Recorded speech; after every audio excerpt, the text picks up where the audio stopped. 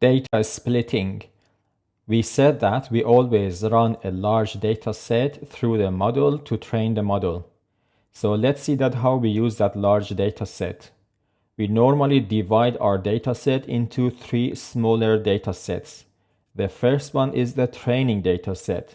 This data set or this subset of the main data set is used to train the model.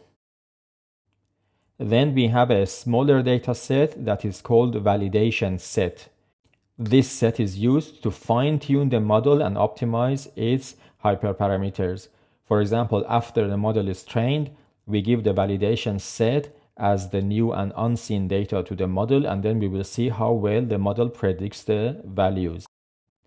Then we have a testing set that we use after model is validated. This set is used to assess the final performance of the model, and basically we use this test set before we deploy the model. You can divide your data set to training set, validation set, and test set in different ways. You can give 60% of data to training set and then allocate 20% of your data points to validation set and 20% of your data points to test set. This way of data splitting is useful when the data set is not very large, and it provides a balanced allocation of data to training, validation, and test sets. If your data set is larger, you can assign 80% of your data set to training set, 10% to validation set, and 10% to test set. Because your data set is large, giving only 10% to validation and only 10% to test set, it still gives a high number of data points to both validation set and test set. In some cases and in some models, validation is not required. So in that case, you give 80% of your data points to training set and 20% of your data points to test set.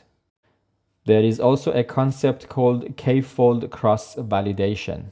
In k-fold cross-validation, you put a small percentage of your data as your test set aside. Then the remaining data is used for both training and testing. For that, the remaining data is divided into k equally sized folds. For example, we say our data is going to be divided into 5 equally sized sections. Then the final model performance is calculated as the average performance across all k iterations.